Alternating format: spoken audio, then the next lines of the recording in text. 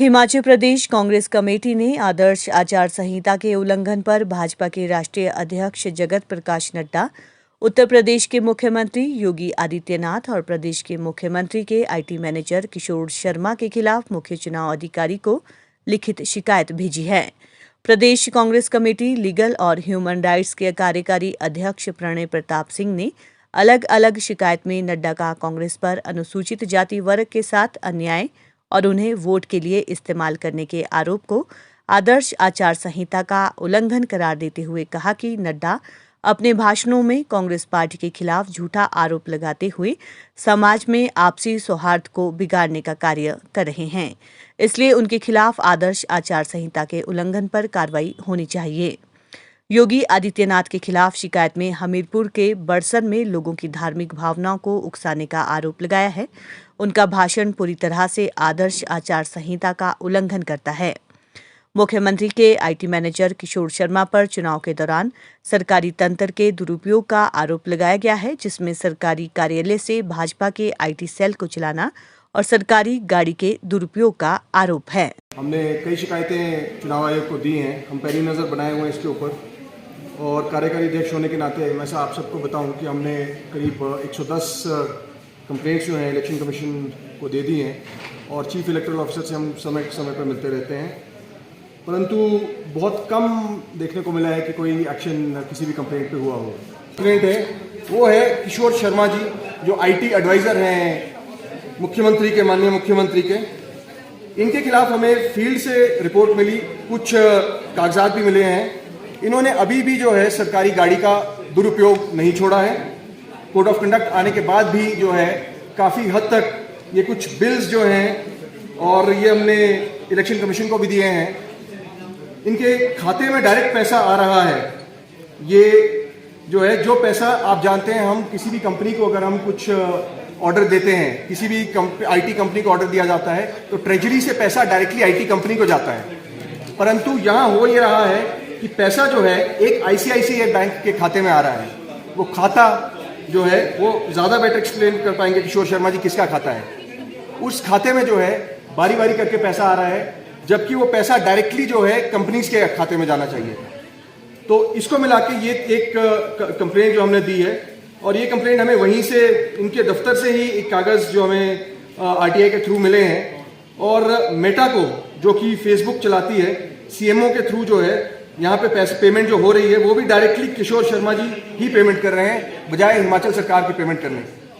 जल्द से जल्द इन पे कार्रवाई हो, और आईटी एडवाइज़र पे खासकर जो है, क्योंकि मैं जानता हूं कि आप सब कहेंगे कि ये बहुत लेट है, परंतु ये हम चाह रहे थे कि खुद अपनी मर्जी से जो है ये अपनी सरकारी सुविधाएं छोड़ दें और इस तरह की गलत उसमें ना पड़े, परंतु ऐसा हो नहीं रहा है। इस तरह से आईटी एडवाइजर्स जो हैं अपनी सुविधाएं छोड़ें, और इसकी एक जांच हो, ये पैसा डायरेक्टली खाते में क्यों आ रहा है, इसकी भी एक जांच हो। ये अमाउंट जो है आईसीआईसीआई बैंक के खाते में आ रहा है, इसे आप चेक कर लें, क्योंकि ये ट्विटर को भी जो पेमेंट हो रही है, ट्विटर को पेमेंट पहले हो रही है, उसके बाद इनके खाते में पैसा आ रहा है। तो ये जो है ट्रांजैक्शन आईडीज वगैरह जो सारी हैं हमारे पास, इसका पूरा ब्यौरा है। बाकी बिल्स भी हमने मंगा लिए हैं इसके। तो ये अब सेल्फ एक्सप्लेनेटरी है कि ये किस तरह हो रहा है। अमाउंट जो है ये पेमेंट हो रही है पहले, उसके बाद इनके खाते में अमाउंट आ रहा है।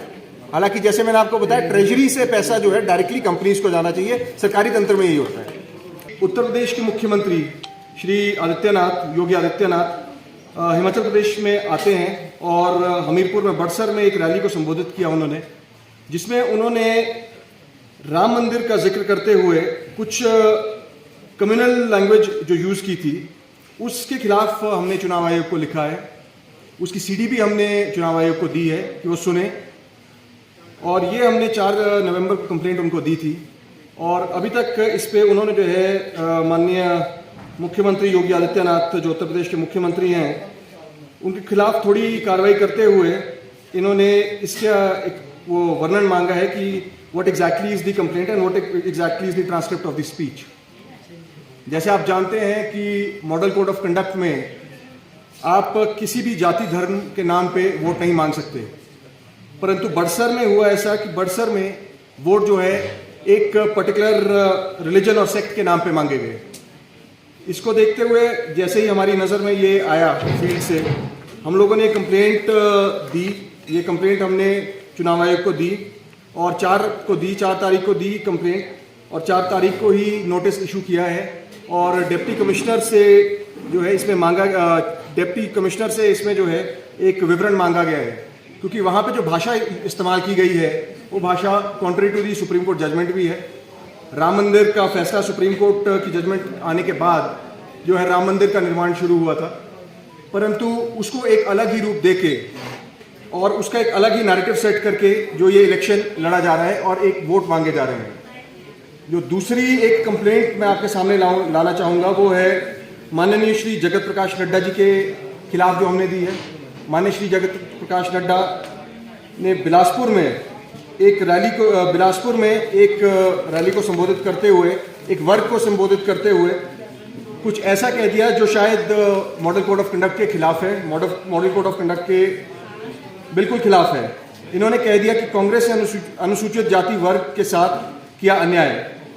आप जानते हैं, जैसे मैंने अभी आपको बताया, मॉडल कोड ऑफ कंडक्ट में आप एक पर्टिकुलर कास्ट, क्रीड या रिलीजन को आप टारगेट नहीं कर सकते, उस जाति के विवरण पे आप जो है वोट नहीं मांग सकते।